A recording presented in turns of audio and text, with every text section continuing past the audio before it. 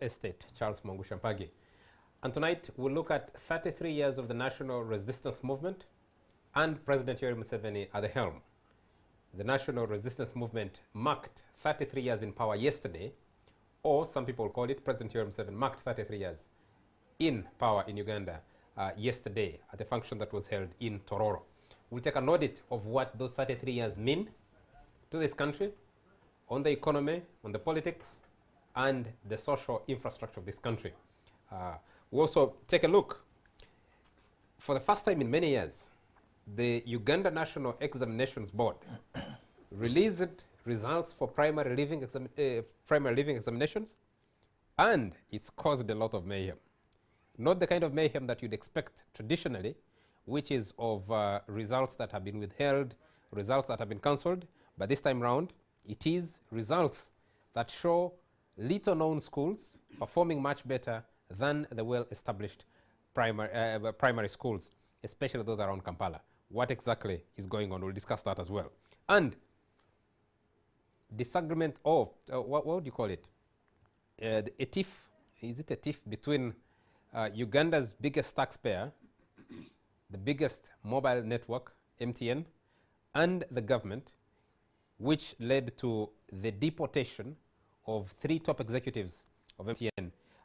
MTN has been struggling to get its license renewed for the next 10 years. It is, it's been followed with a series of investigations, particularly one by the Internal Security Organization, but different reports coming out on what exactly is the cause of the latest disagreement between the government and that South African registered. I think the Ugandan entity is registered in Mauritius, MTN Uganda. One thing we must say at the beginning is that one of the major issues which President Yoweri Museveni discussed when he was at Davos with the chief executive officer of the MTN group was why hasn't MTN registered on the local stock exchange? Now, this should have been a part of the original national operator license, how they scattered around that, and whether they will actually list, which was a major concern in discussions to renew their license. I will establish whether they have actually been given a license or not as yet. The last one expired last Sunday. To discuss those issues and others with me tonight, I have my colleague Onapito Ekomoloit, Corporate and Legal Affairs Director at Nile Breweries AB InBev. Good evening, Charles, and good evening, viewers. Nice to see my fellow panelists. We have with us Michael Wakabi. I don't know how to introduce Michael, actually. But Michael is a veteran journalist. Until recently, he was the bureau chief for the East African in Rwanda, and before that, he was the bureau chief for the East African in Uganda. One of the most seasoned journalists we have in this country. Michael, very nice to have you. Good evening, Charles, and good evening, viewers. Yeah, you continue to write for the East African. Actually, you wrote the story I do. on the MTN story that's running. You had also, you write a lot about aviation and other things, other subjects. That's correct. Very nice to have you. And we have from the League of Fraternity, Perry Aritua. Perry, very nice to have you. Yeah, thank you, Charles. Good evening, viewers and my fellow panelists. Perry is a lawyer and a women's rights activist, leading WDN, Women Development Network. Very nice to have you. Let's start with this audit of 33 years of the National Resistance Movement. The celebration yesterday was held in Tororo. And I saw an ominous, if I could call it that, statement also coming from Eastern Uganda. Chairpersons of the National Resistance Movement held a meeting and resolved to urge President Yoweri Museveni, chairman of the NRM, to stand as a sole candidate in 2021. Well, let me start with you. You've been in Parliament. You've served the president closely. 33 years, and we're still rolling on. Some say another 33 ahead. What do you want me to say, Charles? I think certainly, you must give Yoweri Museveni and the NRM credit, at least in the context of the Ugandan situation, specifically on the question of being able to retain power. I think that was a big issue in Uganda until when NRM came to power. So if retaining power is the equivalent of longevity, even before you think of what someone is doing, being alive, I think, is an achievement in itself.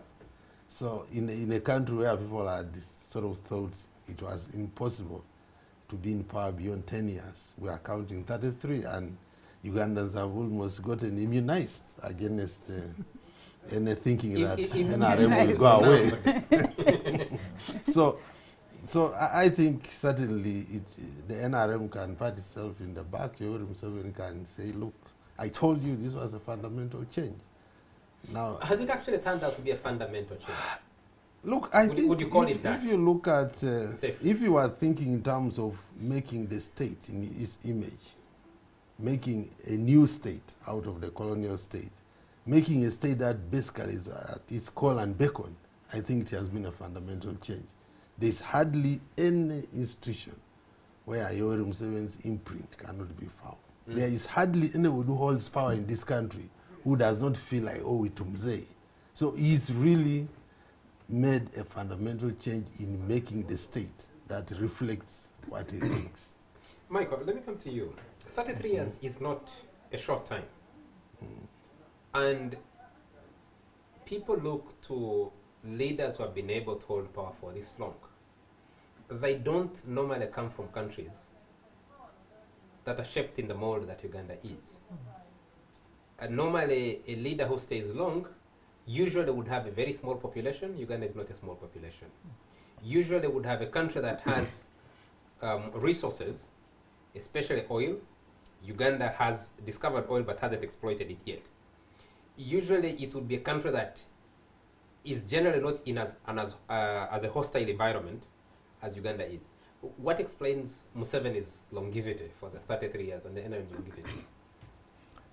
Well, it's, I don't think you can attribute it to any single factor. But if I remember the slogans that became popular soon after the NRM had captured power, there was this Twatongobo General, freedom of expression. I mean, that was something unprecedented for many citizens at the time.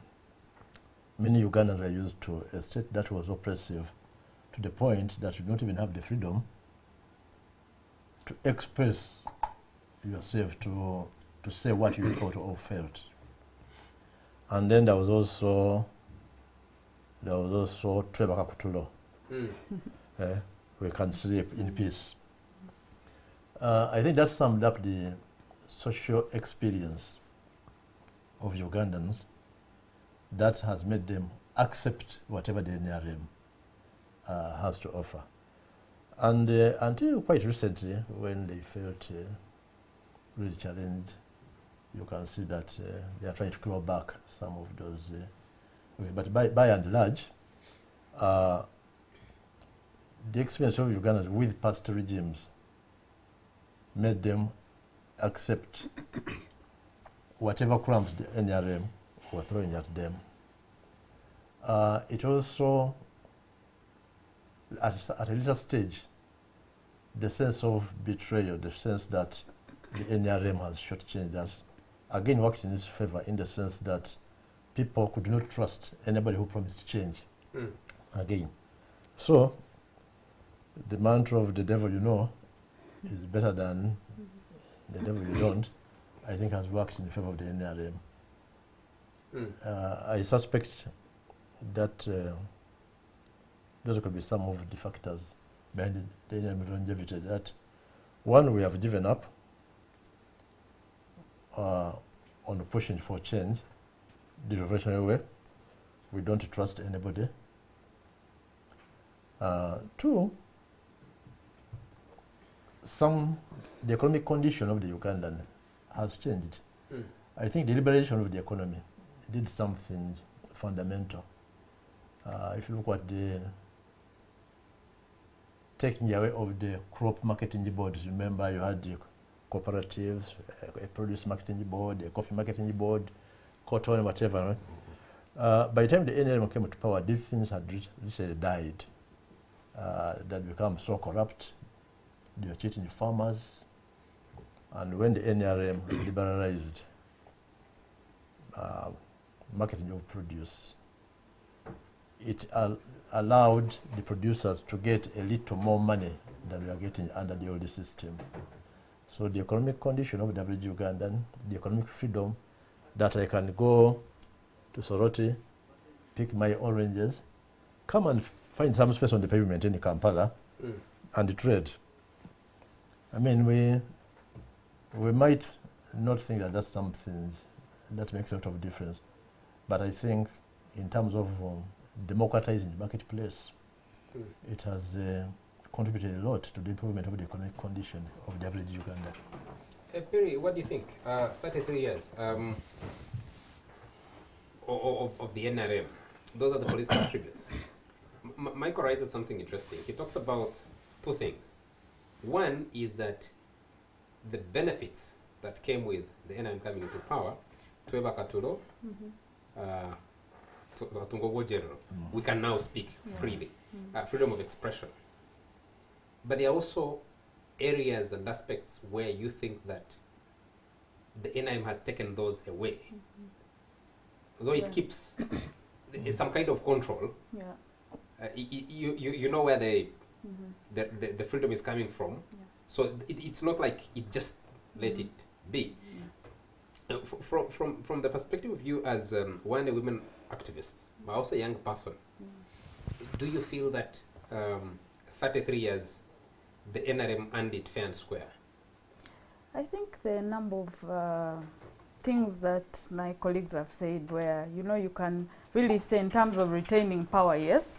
For me, a young person, you know, the question is what tools have been used to retain that power? One is, you know, just playing around with the constitution. You know, you remove the term limits, you remove the age limit. So in terms of the principles of constitutionalism, I think there's been some drawbacks. And then when you look at freedom of expression, I mean, right now there are directives, depending on who you are and what you're saying, there may be some cutback on your freedoms.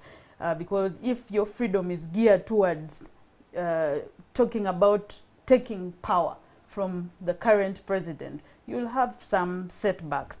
But I think the NRM is not listening very well to the young people because many of them don't understand the liberation. Their context is different. They want jobs, you know. They want opportunities. So when you tell them about liberation, for those who were not born at that time, they have no recollection. They're looking at the context today. You know, they're looking at the economy. Is it working for them? A young person leaves university or goes to a vocational institute, comes out, and at times there are no opportunities.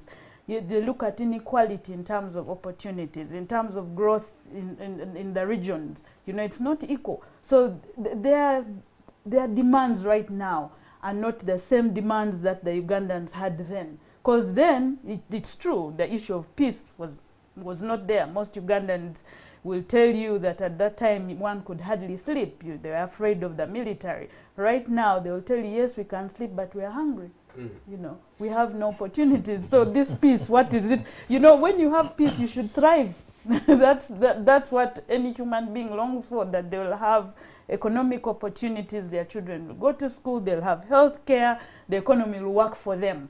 You know, so for me, the questions that the NRM needs to look at currently is what are the current demographics saying? Because it's like, you know, when you have a choir... Are you surprised, Perry, that these leaders in Eastern Uganda, so the meeting was, one of the people addressed it, and raising quite interesting questions was Mike Mukula, a NRM National Vice Chairman for Eastern Uganda.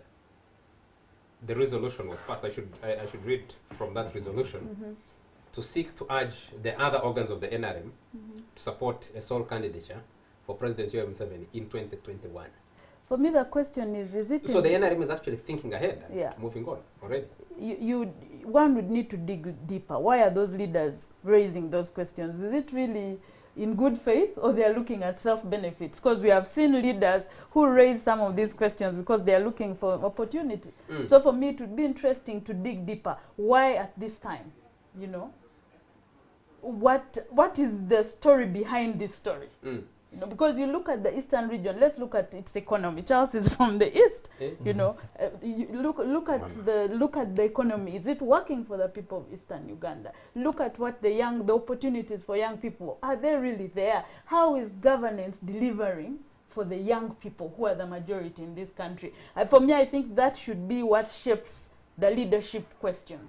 You know, if you're saying so and so should lead, there should be some credentials that you use. But, you know, to sit in a room without seeking opinion of even their members, I find it insulting. Michael, let me come back to you. You crack numbers better than I do. If you look at the numbers that the NRM has posted in terms of its economic achievement, you look at our debt level. We spent the last, the first few weeks of January discussing our debt levels. This is a country that under the NRM has gone through 7 highly indebted poor countries debt forgiveness. HIPC, I think we maxed out at HIPC 7. We must have made a lot of savings when we did the currency reform in 1987, about 1987 I think. And you look at what we've been able to put together now, the size of the economy vis-a-vis what has that money has been put to, and with the levels of improvement that you talked about for individuals. Does the NRM actually pass the test of that fundamental change when it comes to the economy?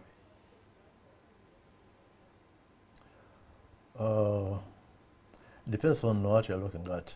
If you're looking at it in terms of just creating the stability, economic stability, I think they have achieved that. But and look at date itself. Date on its own is not necessarily a bad thing. I mean, Ona here will tell you that businesses thrive on credit. Yeah, so date is credit taken, contracted by the state. The question is the output of that date. I think that's where the challenge is. We are borrowing a lot of money, but the leakages in the system mean that you don't maximize the benefits of this borrowing. So you borrow money to build a road and you don't complete it, but the money has been spent, the benefits will not be seen. But in terms of just creating that stability, liberalizing the economy, attracting investment, generally getting the supply side of the economy to work once again. I would give them 40-50%. 40-50%. 40-50%. If you look at the economy closely, yes, you are not walking into a supermarket and only buying Kenyan manufactured powdered milk or Swedish manufactured powdered milk, as was the case in 1986 through maybe to the 1990s. But if you asked, in terms of Uganda's capacity, we're still largely a supermarket for foreign manufactured goods. Chinese hold sway. If you walked onto any large supermarket shelves, you'd find American Garden ketchup in many places. You wouldn't say that in terms of the ownership of this economy, yes, even the few manufactured goods that come from this country, you see Chinese factories taking over the swamps, you see Indian-owned factories, both native Ugandan Indians, I mean local Ugandan Indians and people of Asian extraction that have come into the economy. Do you find that Ugandans are actually an integral part of this economy? Do you see that when you move outside the larger trading centers into the rural? Do you see that fundamental change? No, I think the challenge came from surrender to the politics of supply. If you, I don't know how old you were when this government came to power, but sugar, salt, and soap were highly political commodities here. That the NRM spent the better part of the first 2 3 years, Mm.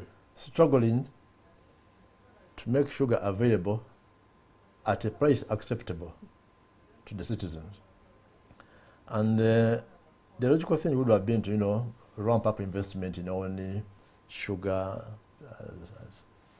edible oil and soap manufacturing capacity. But then on the other hand, you have a population that's judging you by the extent to which you can provide sugar. Mm.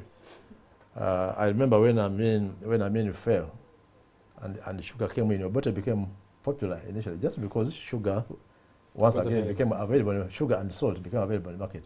So I think the NRM has struggled with that balance of meeting the demands of the population in terms of the goods that they want to consume and going in the slow but painful way of building the capacity to manufacture those goods locally. So all these things, I remember so you talk about an integrated economy, forward and backward linkages and all that has been lost. And it's even more important now, given the challenges that the regime is facing in terms of job creation and all that, the economic hardship. If you added in shortages of essential commodities today, you'd quickly find yourself in Khartoum. Mm. You usually find yourself there. So I think the regime is walking a tightrope, trying to balance this and that. But we have reached a point where the dilemmas are now beginning the contradictions are coming up. If you look at the concerns of citizens about the invasion of the Chinese invasion of Chikubo and all these places, those are sentiments are brewing in a very dangerous direction, and sooner or later the regime will have to find something, a viable way out of this dilemma. Can it? But it's also self-inflicted, because I think at some point discipline slipped. Discipline in terms of managing resources in a prudent manner, creating conditions that allow especially local investors to play on a level field. At some point we had so much faith in foreign investors, and the results are beginning to show. The foreign investors feel so powerful and unassailable. They think they can do whatever they like. The regime has no control.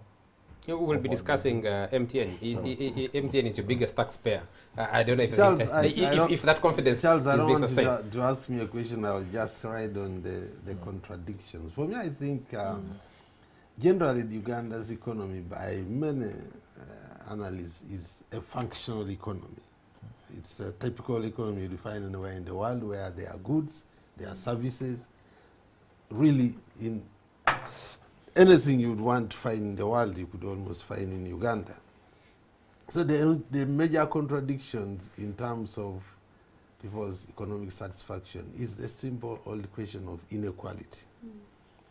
The ability of people to have enough income to purchase the goods and services that are abundantly available in the market is totally mismatched. There is a huge chunk of population, and this is widely acknowledged by even the president himself, that the biggest crisis is lack of income, especially at household level. In many households, both in the city and in rural areas, school fees are upon us, and people are completely at a loss because they are earning, if at all they are earning, less than what is enough to provide for what they want. And we're even getting consumed by what I would call consumerism, where there are too many things before your eyes that are so tantalizing. Some of them are false sort of needs, some of them are real, but you just don't have the income. Largely because those who are working are earning less than they would need, and then those who are not working simply have no source of income. Okay. So there is a big, and then the other big contradiction, of course, is in terms of government service delivery. It's largely on the issue of quality. I mean, primary things like healthcare are totally qualitatively appalling still in the country. There's nobody who can argue that you have a functional health system in this country. Even the medical people themselves would at the first lament that the hospitals, public hospitals, are not working.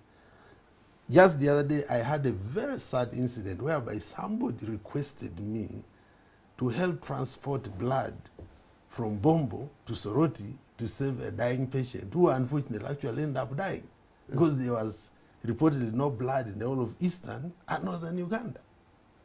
So you have at quality level, government has done so much in terms of infrastructure, build hospitals, build schools, but the quality coming out of those places is wanting. So that's one of the biggest contradictions, that government has put physical infrastructure but is not delivering.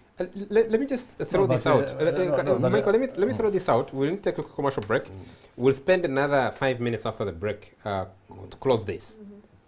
Are we judging the NRM government and President Yoweri Museveni on all these parameters and the others that we haven't touched, on where we should or could have been or where we're coming from?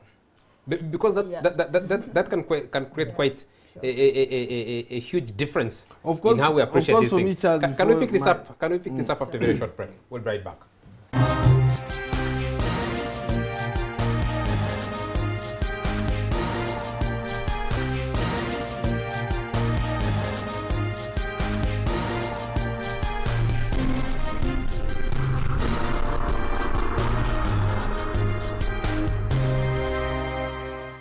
Still watching The Fourth Estate, and we started a discussion with marking 33 years of the National Resistance Movement and asking the questions: has the promise of the fundamental change, is it still on course, or has it actually been achieved so far?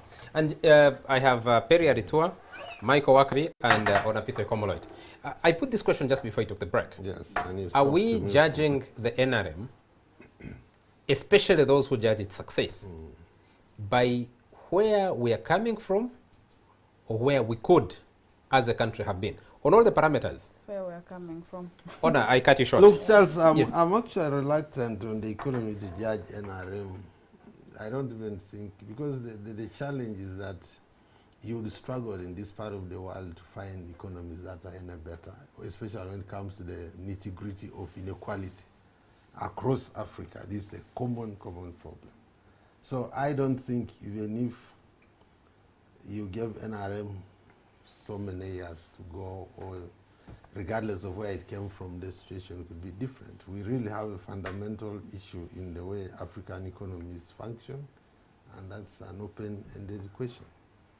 Michael. And African economies bring genuine economic benefits to the poor that are stood across the continent, regardless of the history of the politics, whether they have been stable. Countries like Tanzania still experience as massive inequalities and poverty as Uganda. So it's a challenge that Michael, Africa has grappled with. if you look at the NRM, as much as it inherited an extremely troubled country, an extremely troubled economy, as you said, it was also given a blank check. It almost started on a clean slate. When Ugandans said, okay, you have brought us peace, we can sleep, you have allowed us, you have given us opportunity to express ourselves, we can express ourselves. They also cut this very government a blank check to do as it wished. And anybody who was judging or who was listening to President Yoweri Museveni take oath and make that promise of a fundamental change knew the opportunity to create that fundamental change existed there at that time. Whether Museveni and President Museveni and the NRM have taken advantage to deliver that fundamental change is a different question.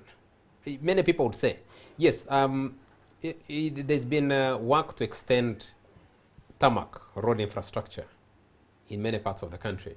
I spent a few days in Mbale in the week, in eastern Uganda, Mbale, Budud, and some few other areas.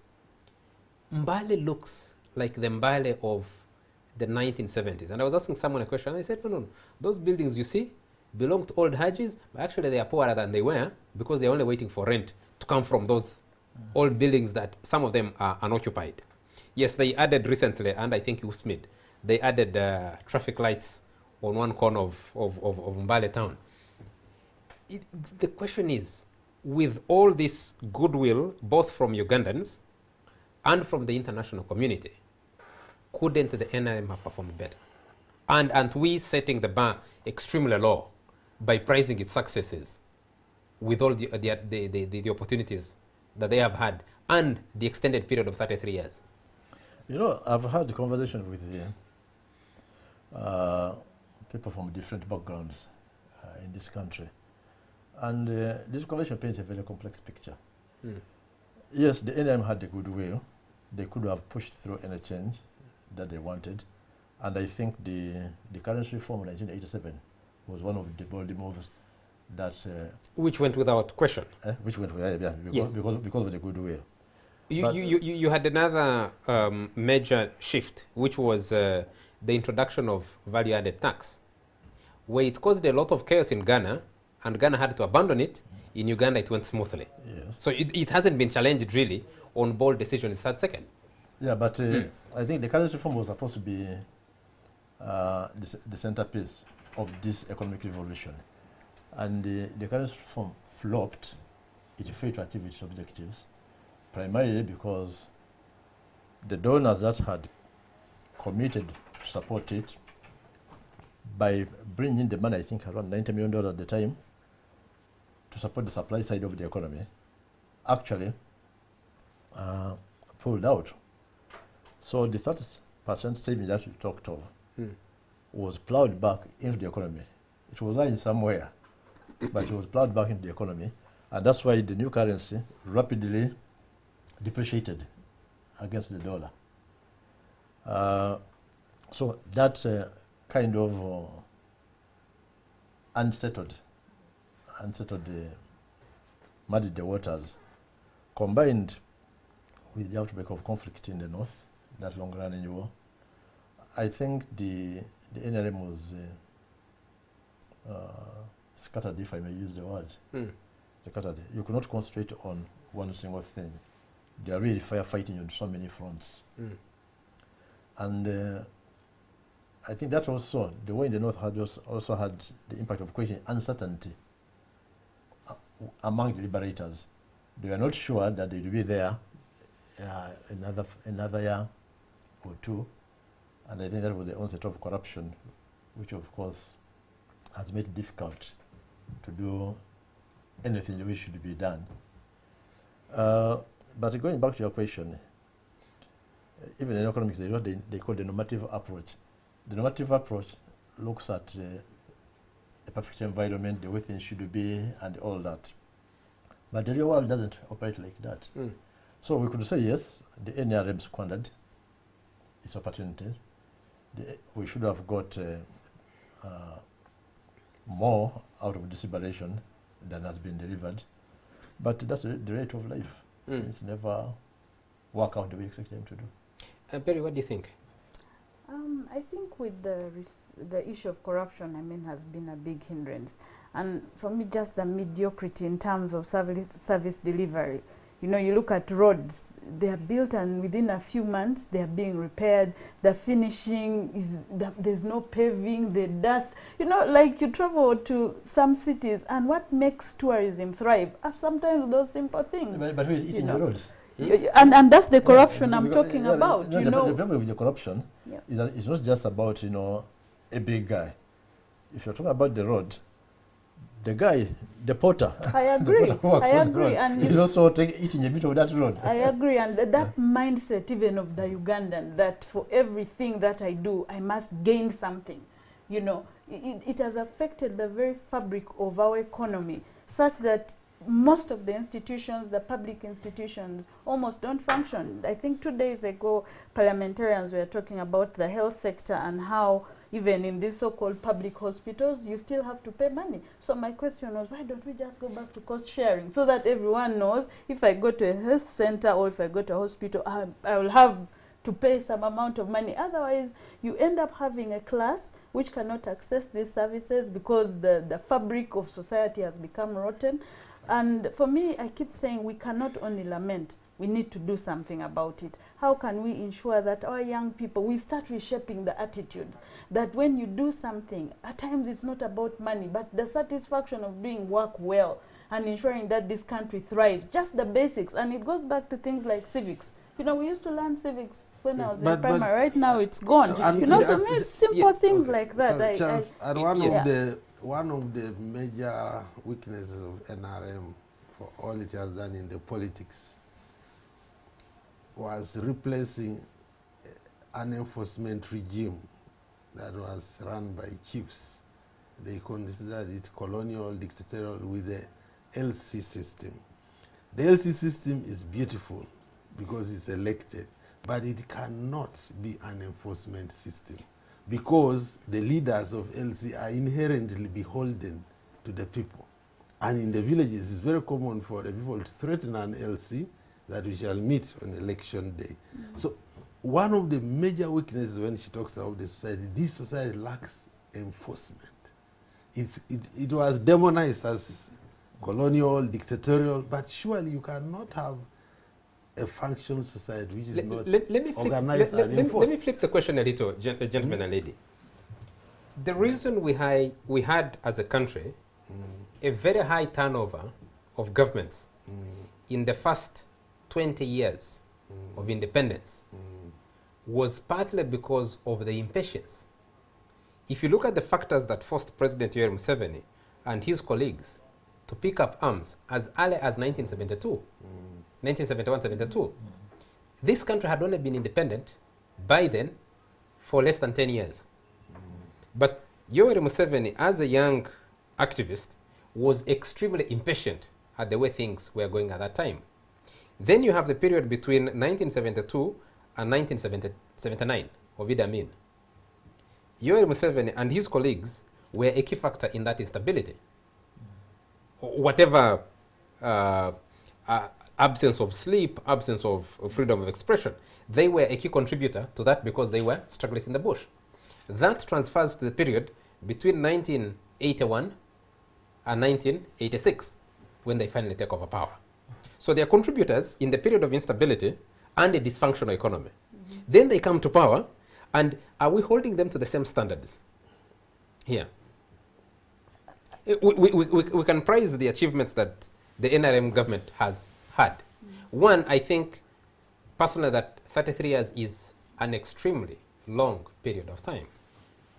If the economy was dysfunctional, according to them, as young revolutionaries then, or it didn't work for them, I think Ugandans of today would have a lot more questions to ask than those would have. If the governance question was critical then, it would even be more critical today. What seems to be the missing link? You talked about the opportunity to sleep. I don't know if Ugandans were sedated in a way that the sleep has completely taken over, that the critical questioning that caused a higher turnover earlier completely disappeared. First of all, Charles, it's of course wrong to assume that the people who formed the NRM were very different from the Ugandans who were there before NRM. There are actually a lot of players in the NRM who also played in the years before NRM. So really, if you can talk about the failure of the post-independence economies in Africa, I don't think you can isolate the period before NRM from NRM period. I think we have just been continuing with a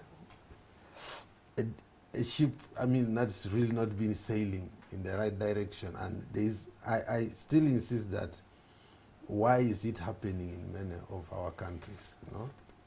Until when you find the real problem, it doesn't matter who perhaps comes power. And as Michael said earlier, it has helped NRM in a way that people have got disillusioned with leaders, you know?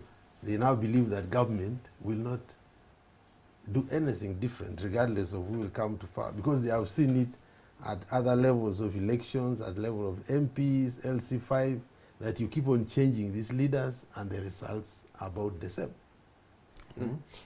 Mike, what do you think? The same scenario I painted earlier. You had a higher turnover and it has reasons why there was that high turnover. And Ugandans embraced that. Then you have this long stretch without major disruptions. Yes, the NRM will list for you and tell you we fought 23 different rebellions in the first 20 years of holding power.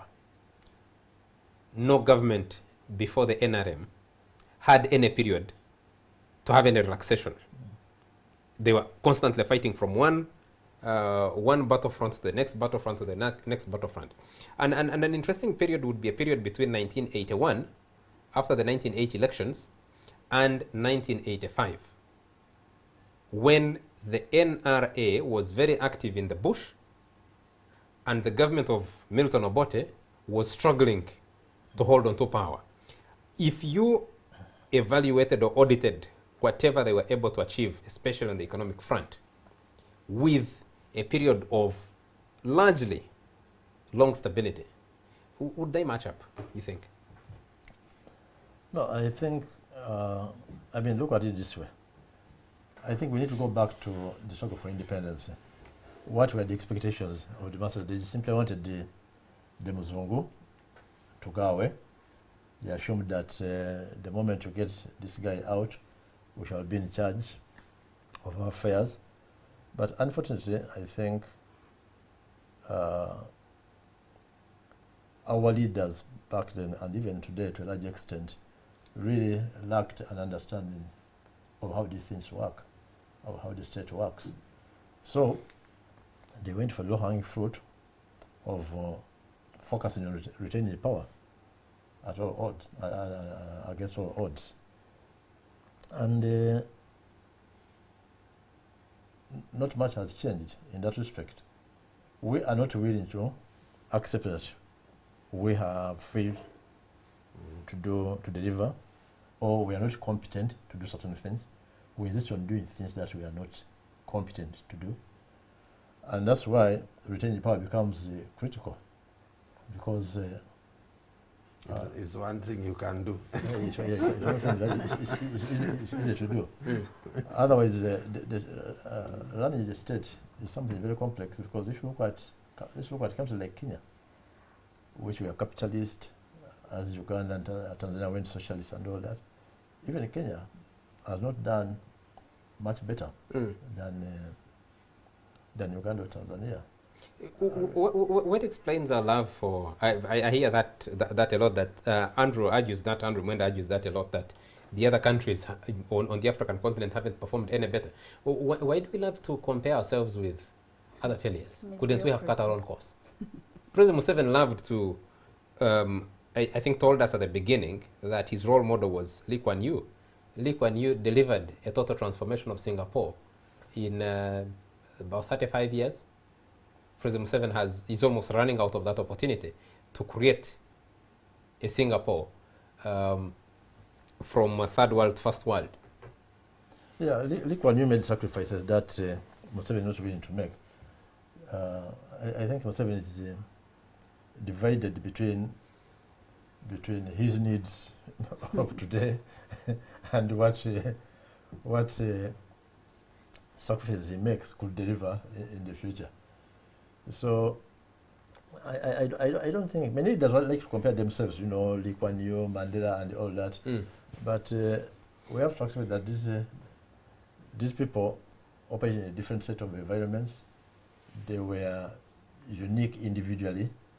So they have different motivations. Yeah, may these people. Perry, just before I take the break, before I come to you, Joachim Buembo is watching us and says I should remind Honor that a certain country in the neighborhood delivers blood for transfusion by drones. But here we use drones to take wedding photos. The best we can use drones is take wedding photos, and sadly you lost someone, but that blood should have been delivered. It's possible that it can happen, and it does happen in some countries here. Nteja Sima is also watching us and says, the topic, is the promised fundamental change still on course? There is a film dubbed 27 Guns that I watched last night from 10 p.m. to midnight. The president in 1986 said, I think this is a fundamental change. He didn't say this is a fundamental change. Am I clear, Mr. Mwangusha? Yes, you're very clear, Mr. Nteje. Mr. Simwe, I have always commented on this and said that, yes, the president never promised a fundamental change. He did not state categorically that what he was giving was a fundamental change. He said, I think, this is what you're saying. What you're saying is not a mere change of guard. I think it is a fundamental change. I think a lot of people miss that. Pero let me come to you as we switch topics, because we're going to go to the other favorite of the NRM, which is delivery in education. And the PLE results give us a good entry point into discussing that. Yeah. I don't know if I don't know if the NRM hasn't been given carte blanche on its assessment, or on the assessment it's gotten. I don't know if it's a function of a society that was so numbed by the immediate post-independence period that a critical look at what government could have done or should do, and people's aspirations have actually been killed by little trinkets, like President Museveni condemns pre-colonial leaders, the chiefs that sold Africans to slavery for trinkets and mirrors and other things. I think he's delivered trinkets in form of ability to sleep, in form of expression, in form of some layer of tarmac, in form of an education like UPE, that the society is so numbed, was so numbed that you really think this is wow.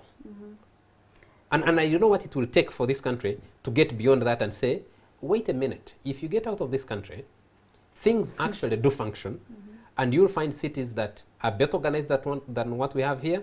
You'll find governments that are thinking a lot more ahead than we're thinking here, and put these questions to government and demand for better. You see, my colleagues have already alluded to the fact that a lot of focus is on retention of power.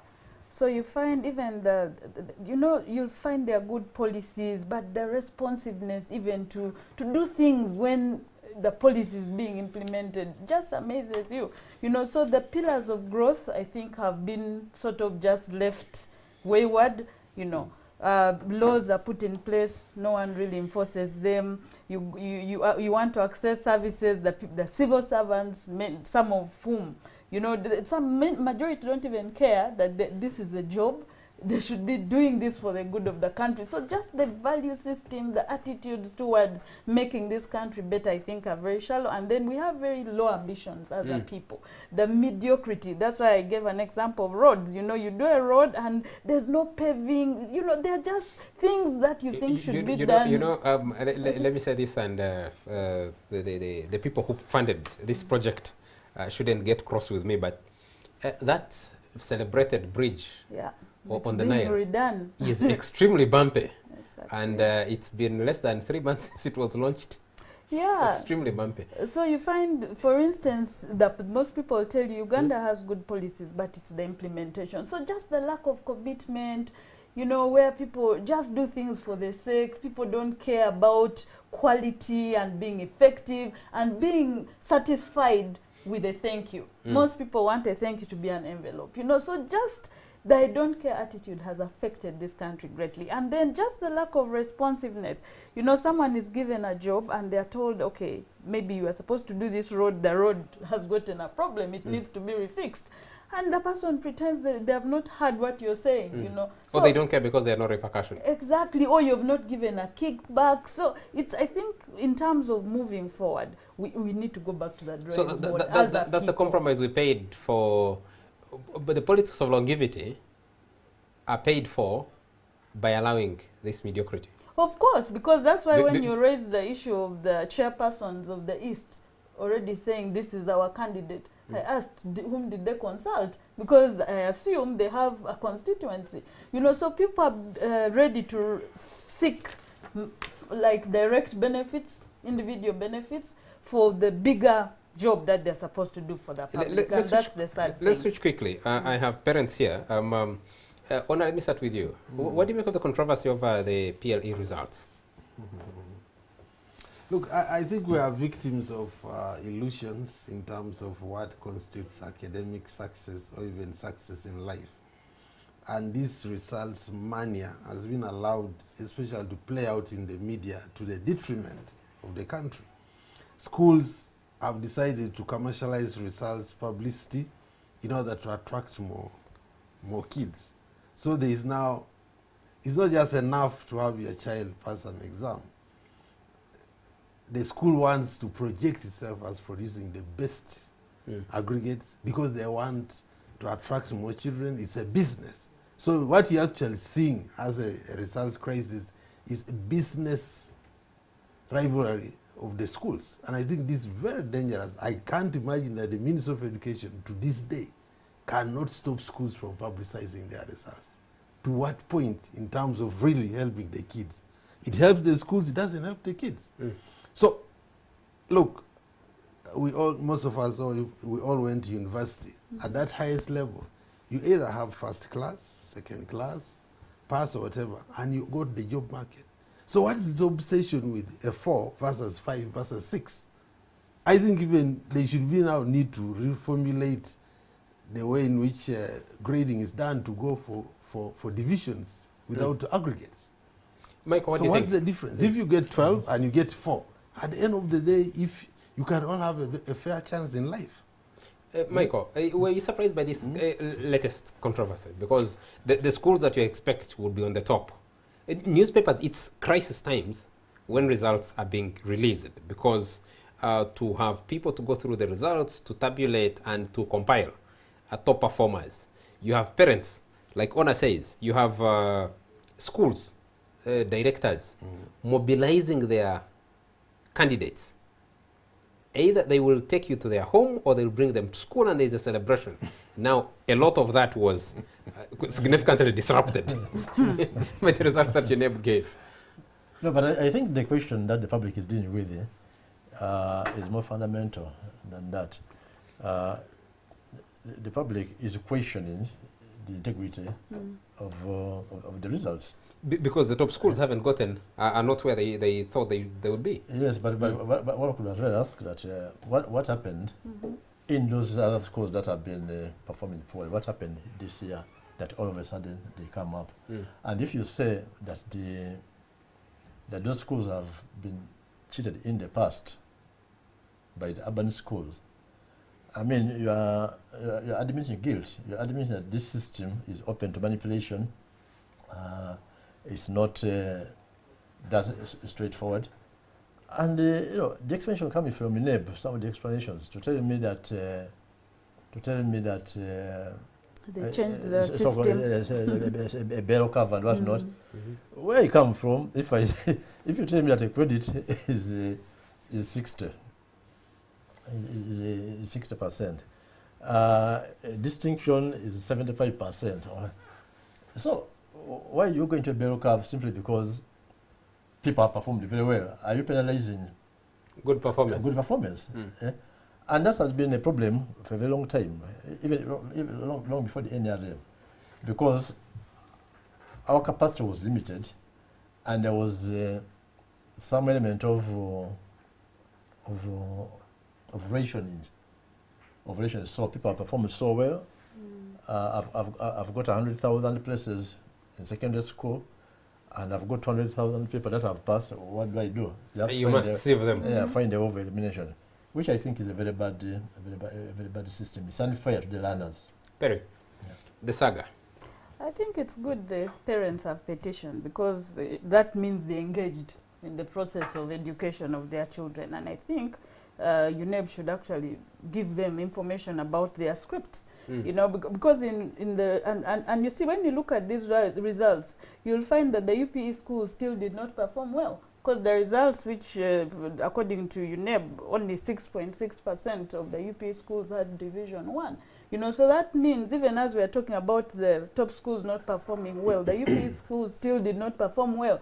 Those rural schools which performed well are still private schools. And there are a number of causes of that. A lot of work has been done by Uwezo to Aweza. They will tell you the lack of engagement of parents. They'll tell you about the high dropout rates.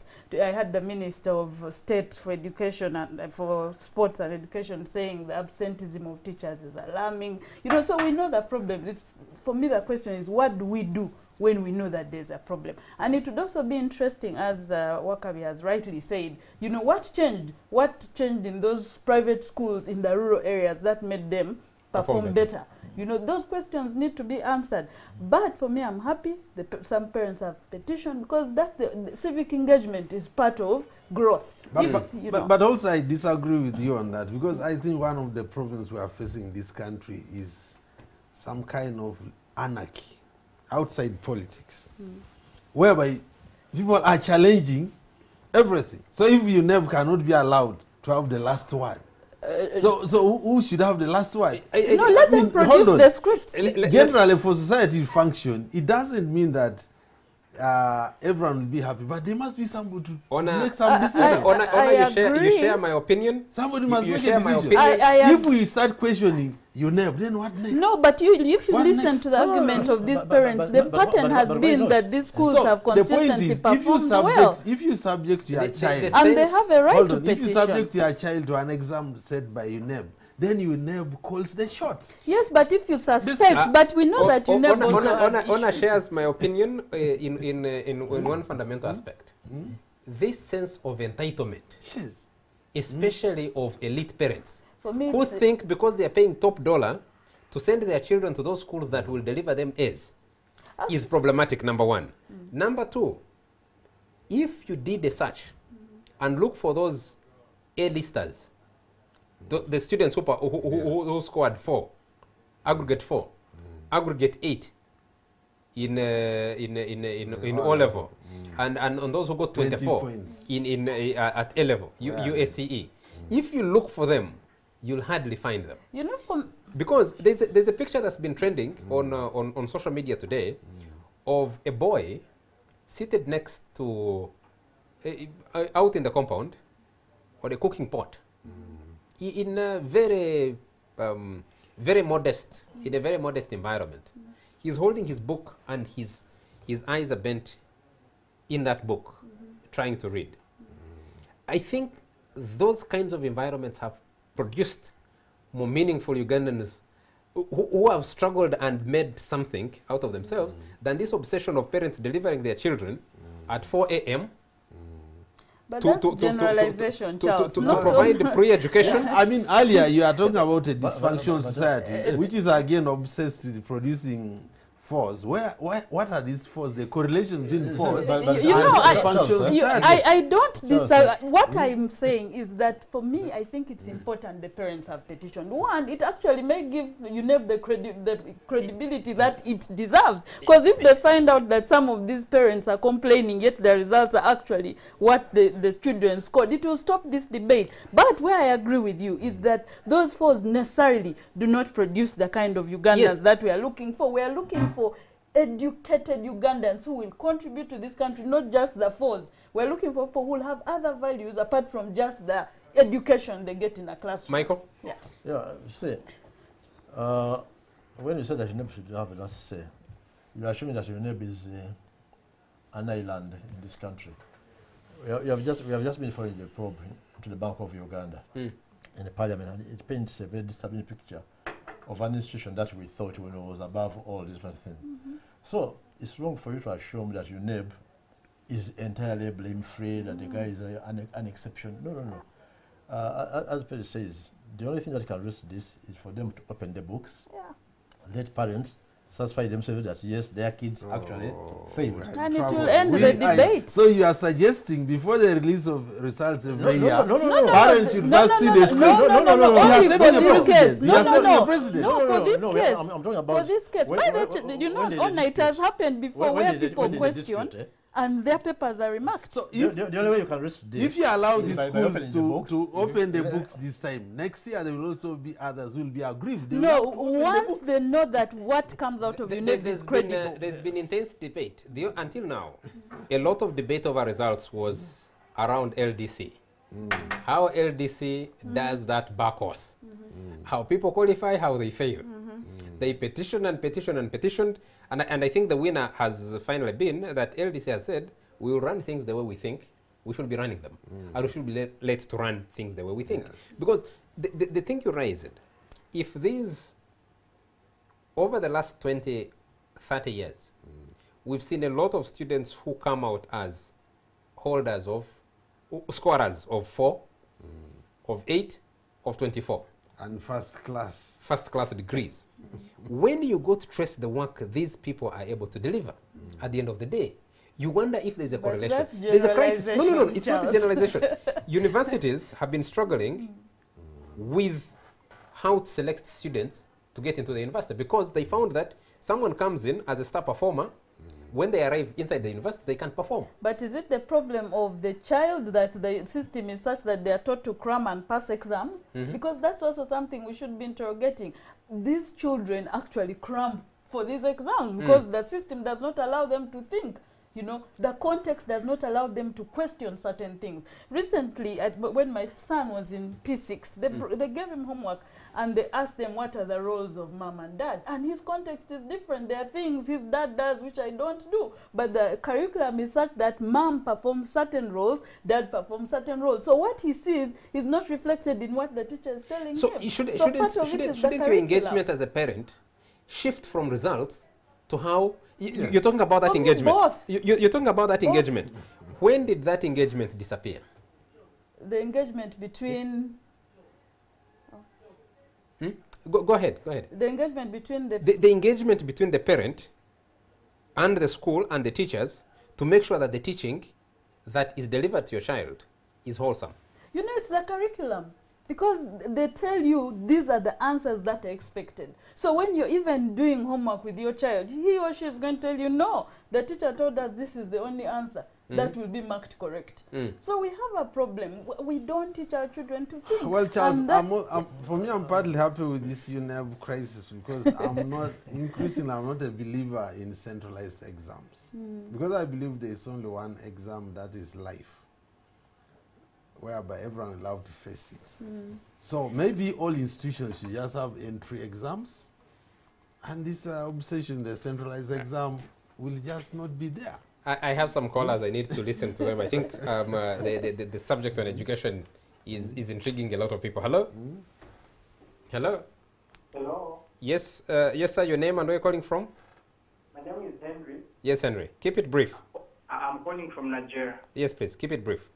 I feel the argument which Mr. Onapito is putting forward is kind of cynical, because I do not think that you should address wrong using wrong. If you think that the schools, the kind of education the schools are giving to the children is not right, you don't have to correct it with the wrong thing at your name by manipulating results.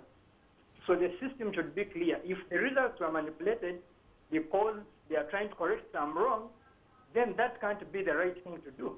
Okay. If we look at all other institutions like Electoral Commission, you're talking of LDC, you're talking of UNEP, you are talking of BOU, they can't be led to act the way they wish to act.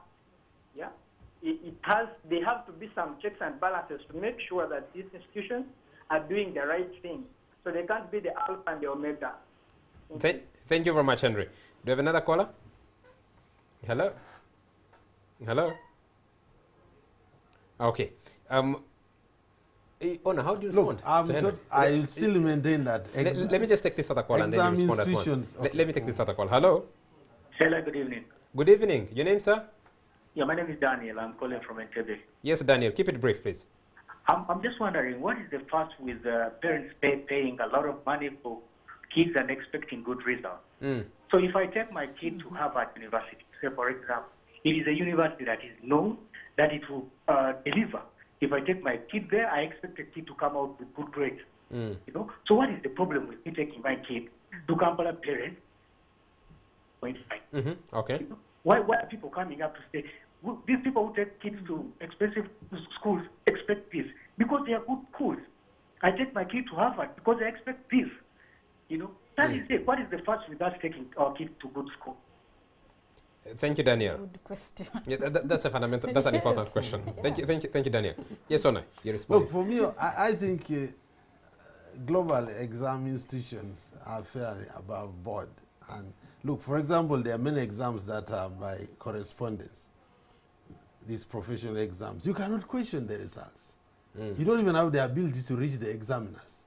You are supposed to accept the results. So I'm saying, if we can't respect UNEB as an institution that cannot be questioned, then the next logical thing is have every institution have its own exams. As the callers just said, if you want to take your child Kampala Parents and you think it's the best school, then Kampala Parents should be allowed to judge whether It's best student. Yes. But if you want to subject it to another institution, that institution should not be questioned.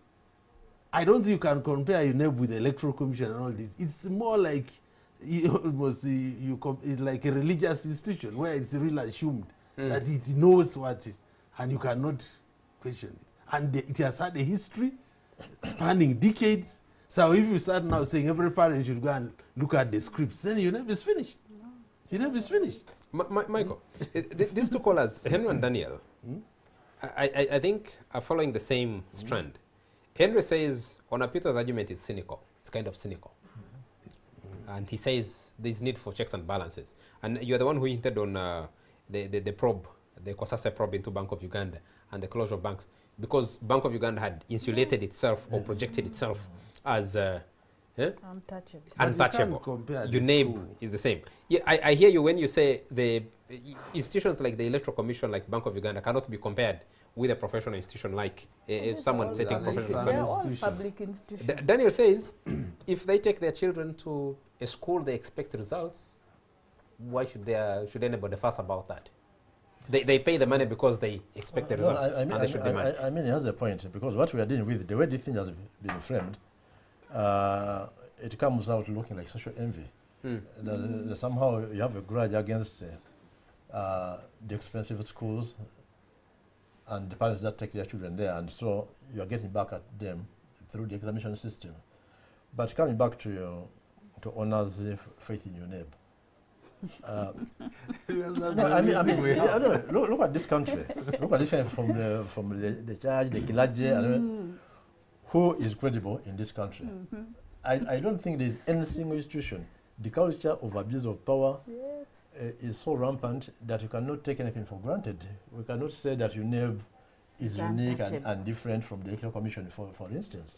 So, as the president says, the only thing that can redeem UNEB is actually by proving the doubters wrong, and the scripts are there. So, if I think my kid performed better, and I'm going to show me the script, and the kid Will failed, it be a then one-off? Will it be a one-off, or it will be the routine? No, now? it will No, actually it create can't. trust, because It if creates the trust. suspicion of the parent is allayed, then the rest will say, but look, in the I past don't this think- was done. Another And parent it- next year will be let me equally throw this out dissatisfied. there the before. other said the other guy came out with the history query between his legs. So, Let me throw this out there before we take we switch discussions. We switch topics to discuss the saga surrounding MTN. And my question is, do we delink these arguments? There's been and there is a serious need to discuss inequality in this country. Inequality and access to opportunity. Education, which is fundamentally supposed to be the equalizer, has come out as the biggest. And if you see the complaints coming, especially running on social media, are running largely, like Daniel says, and Henry in a way says, on those who feel privileged and they can afford to take their children to the best schools. They expect them to perform that way. It feeds into corruption, it feeds into governance questions, it feeds into so many other issues. Do we need to broaden the discussion about these results?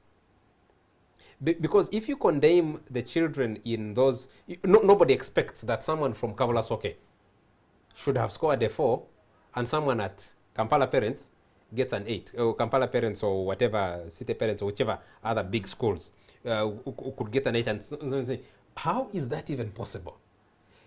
Do we have opportunity as a people to reflect back and say, what exactly are we saying here? Who are we talking to? For me, I think it's just the perspective in which the debate has been projected. Because it's true, there are brilliant children in parts of Uganda which do not have access to facilities, but they do well. So the argument should not be about the fact that I took my child to an expensive school and the child didn't do well. The argument should be, for instance, for that child who is in that rural school, what can be done to ensure that they have the same facilities that this child has, so that there's what we call an equalizer. But right now, if you look at the debate and you read the stories in social media platforms, it's like there's a vendetta against these parents, some of whom genuinely work very hard to take their children to these schools. And my argument is maybe that vendetta is justified because society has been stratified. That your level is Kabbalah Soke. Your performance should be expected to be this. If my level is upper school, Agaka, I will not read the list of schools, otherwise proprietors might be angry with me. Is if my child is in this school, then they expect it to perform this way. If your child is on the other school, I mean, otherwise, which is very wrong because on Apito's argument, That's a wrong perception. that if UNEB has given these results, why don't we accept the results as they are? Because the chances should be equal for a child who goes to an A school and a child who goes to a C school, that if the results come out and they were subjected to the same examination, it's an equal chance for them to perform the and same see, way. Charles, there is a very good chance of this equalization happening with the kind of education or exam system we are pursuing, the one of memorizing. Remember what we are calling UNEB, the marking of exams is being done by teachers from across the country. So there are also now teachers from different parts of the country who are familiar with the way UNEB marks or the way questions are expected to be answered. And they are taking some of these ideas back to rural areas where they are running classes of 20 kids or 30 kids. So they are capable of producing force just like a top school in Kampala. That's true. The argument is You don't have to pay a lot of fees. I think there will be a misconception. The parents are not begrudging the schools that got forced. yeah.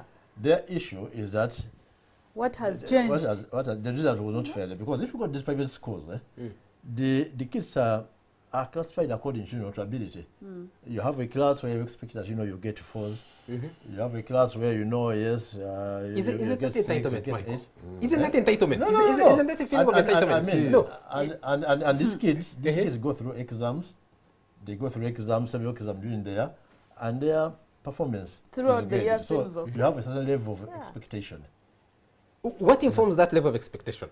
No, Is the assessment that goes on It is throughout the the inequality. time. It's the inequality. When the South Africans didn't expect that black people would be able to perform at the same level as white people because they had different facilities, I think the reason, in a way, this debate is opening that sense of entitlement, that sense of inequality. I don't want in to this call society. it sense of entitlement. It's but, the inequality. But The it's not going to inequality. be Yes. addressed. Yeah. But for me, I think, first of all, I'm a parent in one of the big city schools, so I would almost have vested interest. But I would understand. I can appreciate your difficulty. I would understand why maybe they are starting to lag. The numbers are swelling. First of all, because of the perception that they are very good schools, and now people have flocked these schools. The classes are huge, and it also depends on the management of the schools. Maybe the teachers may not be as motivated as those teaching 20 people class with all the money being put on them. So there are quite good chances that even on merit that these schools can lag behind a 20 class school in a rural area. That's But possible. you know, Charles, what is missing? I'm really hoping that this creates that opportunity to discuss this issue from a very, very broad lens. You know what is funny? Even those schools which produce the fours, those are still private schools in the rural areas. Of course, Most they are. UPE schools did not do well. So people, I think, are even missing the point and thinking, oh, the UPE schools did so well. No, they were only 6, No, according rural to NEB, schools. only 6% of UPE schools, only 6, they only produce 6% Rural or of smaller Division unknown 1. schools Yeah, did but which fairly are well. private. So that tells you that our public schools still have a big problem. Some of them are even affiliates of the city schools in rural areas. Exactly. We should keep watching this because those who didn't perform as well will still those pupils from the unknown schools Which are private. which have performed well may still not have the opportunity to go into the better known secondary schools because the other ones will still come and occupy their No, spaces. not only that, Maybe. they wouldn't have the fees to afford That's the- also another that's factor. correct. But Gentlemen and lady, yeah. let's spend a few minutes before we end the show to discuss the saga surrounding MTN, Mobile Telephone Network. And I want to start with you, Michael, because you wrote the story and I investigated. What exactly is going on? The government gave a cryptic statement by the police announcing, and MTN followed with another a fairly vague statement on what had happened. But we know that officials from MTN, Olivier, those who speak French, Printout, and the telecommunications chief marketing officer was deported to France. Annie Bilege Tabura, head of sales, was deported back to Rwanda. And then a short while after, Elsa Mussolini, who was general manager for mobile financial services, was deported to Italy. This is the biggest deportation of a top corporate entity of any country at any one time. There is a lot of international ruckus. Canada has just fired Justin Trudeau, has just fired his ambassador to Rwanda, to China over comments because of the Huawei executive who was arrested. What is the MTN story? Well, I mean, given that this has been framed as a security issue, I think it's only fair that we give the security organs an opportunity to tell us, because they don't know that are in possession of information on which they base their decisions. So I don't think we are competent at our level to try to second guess them, and you know. But what do we know?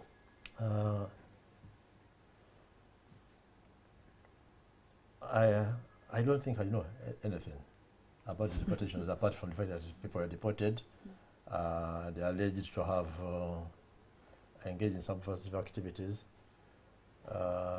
What I've heard, because I think at some point, either one of the ladies read the story which suggested that this had to do with the OTT, opposition to the OTT tax and all that. Now, I think 2 dailies reported that. Yeah. Now, what I've heard is that the evidence that's been presented by security are actually screenshots of a WhatsApp group discussion on how to lobby, because everybody was up against this tax, and the telecommunication companies feared that it could impact consumption of these data services. So there was a conversation, you know, what do we do, whom do we approach, who do we lobby parliament, do we go to the committee and all that. That's what I've heard. But I think since it has been presented as a security matter, we as citizens should actually, just like the company has done, MTN, you have seen the MTN statement. It's They have said they should give the state the opportunity to, you know, handle this to its logical conclusions. So I don't want to go in there. But what baffles me more is the question of the MTN listing. I asked myself why MTN, because MTN is not the only profitable company in this country.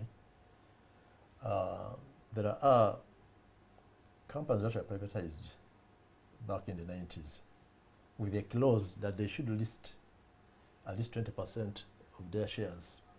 We have such companies in the banking industry, Standard Chartered, Barclays Bank.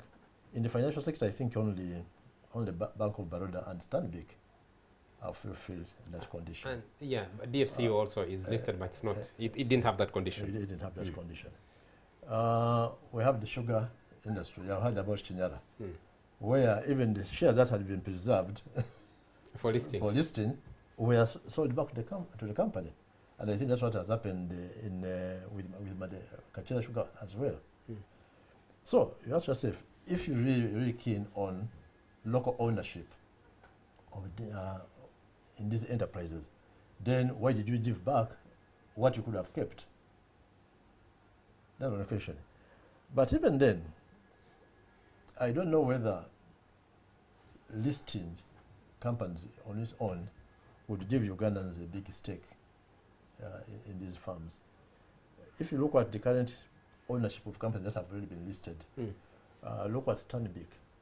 If you remove Sudan's 4%, the stake owned by the rest of us actually comes less than, I think it's just about 3%, something like that. So our ability to participate in these markets is very limited, and mere listing the company is not going to necessarily spread its ownership the way we imagine it would be. Umeme, same story. I think Ugandans own less than 5% of Umeme outside the institutional investors. So the proposal that MTN has been pushing for decades actually and had been resisted would actually get more Ugandans to participate in this company. What is their proposal? That you get the NSSF, you sell a stake to the NSSF. Now the NSSF nominally has 2.5 million members on the register, but only about 800,000 of those are actively. So technically, hypothetically, you could have 800,000 Ugandans on your stake. But if they listed, if they listed, MTN would, NSSF would still come in as an institutional investor, and then it would also allow some Ugandans to own a small shareholding. However small it might be, maybe that's what would make the difference, make that stock market more active than it is. Maybe, maybe not.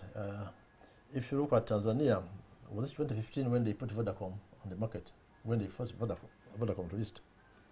They were so keen on local ownership that they even locked out citizens from the region community.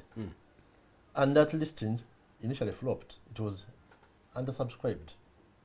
So undersubscribed that eventually they had to open up. And when they opened up, what happened?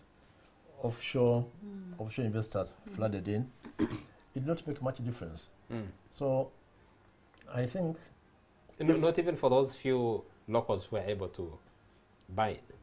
And it's not that we don't have money, but our understanding of stock markets. Because here we have got guys that are burying money in petrol stations everywhere and all that, grabbing land, burying money in land, buildings and all that. Those are people that could potentially participate in this market, but they don't believe in those in stock markets as a savings option.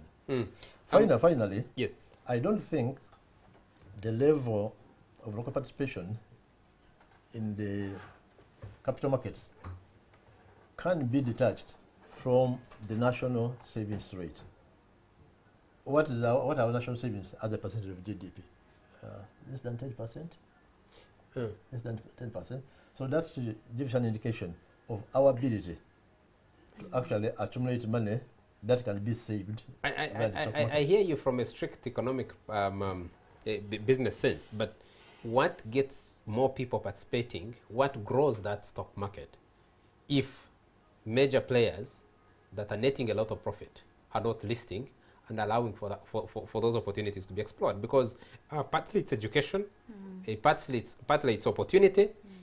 Honor, did it come to you as a surprise that a government would deport 3 top executives from a major As Wakabi said, corporate on that issue, we shall leave the matter of the generals. The security issues, unfortunately, we always said we don't have the information that the state claims to have, so only time will tell whether the state has a point.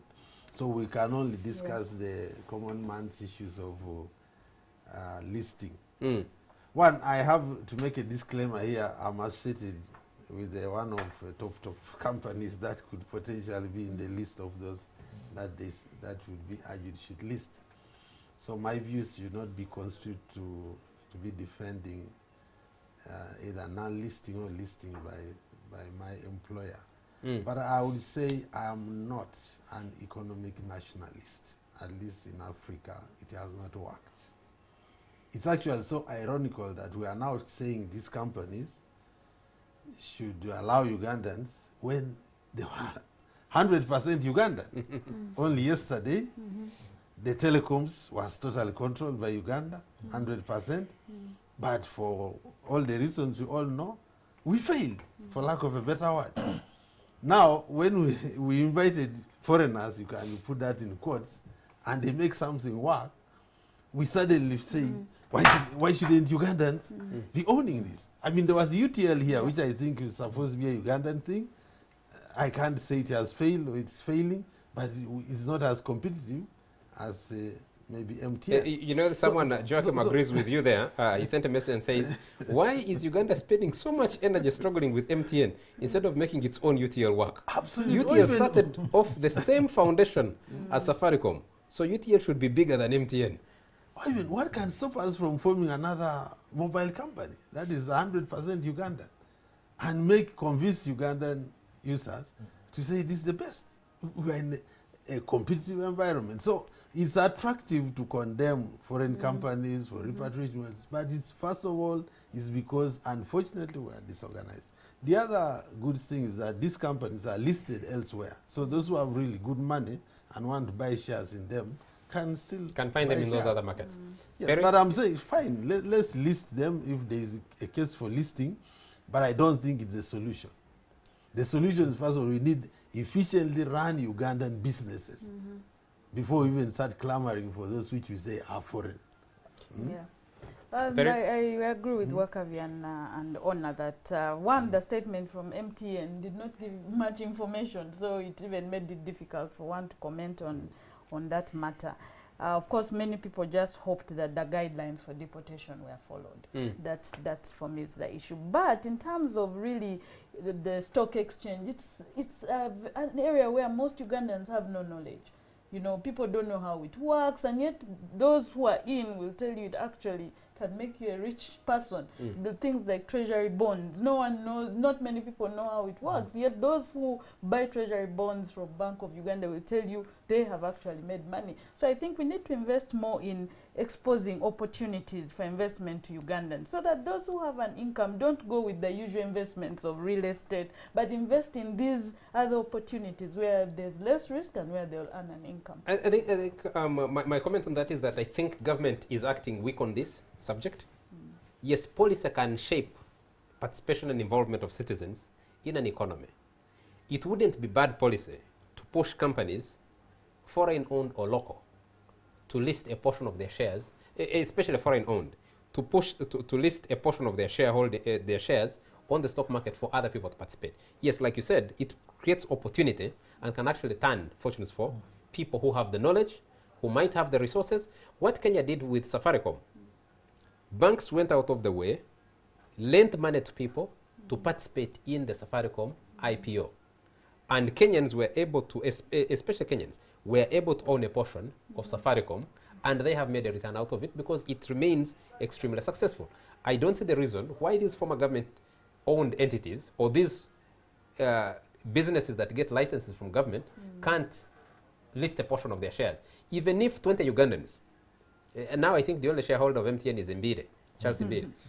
If 20 or 30 or 100 Ugandans were able to make a profit, a return out of a share of MTN's profit, it would make a lot of sense. So to say that... For me, I'm much happier having more Ugandans gain from these companies through employment, through business opportunities like mobile money. Help them expand, let more young people be employed. Mobile money is a much more realistic than even expecting them to own shares. Someone says, I understand, Asad Mugenyi, I understand UNEB actually allows remarking. Can you check? Asad will check on that, agrees with you. Moses says, the most important thing about listing is the disclosures that are involved and are required, which makes the difference, especially with taxation, especially where some companies use creative accounting to underpay taxes. That's Ngadu Moses.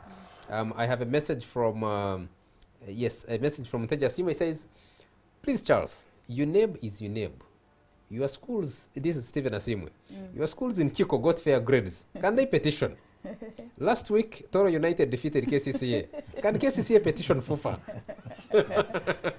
Parents are hurting. And Nteja Asimwe says, Perry, the other one was Stephen Asimwe. There is no law that because a school has been performing well, it must perform well forever. The complaining schools and parents are out of order. We must make them report back to order. for money. Our time is out. We need to get out of here. Thank you very much, gentlemen and lady, for making time for the show. Thank you very much to you, all our viewers, for joining us tonight. And always, we end this show with MTN should do itself a favor, list on the local stock exchange. Whoever buys a share should buy a share, and the other companies should follow. UTL, if it was performing well, should actually find money off the stock exchange. Airtel should list on the local stock exchange as a condition of their national operator license that they got from the government of Uganda. Then Kakira Kinyana and the others should follow suit. Whoever is able to get a benefit out of it can get a benefit out of it. Or whoever can't, who cares? Who cares? Yes. Inequality. No, I mean the opportunity would be provided. Thank you very much to the production crew that stay up late to deliver this show to you. From me, it's a good night.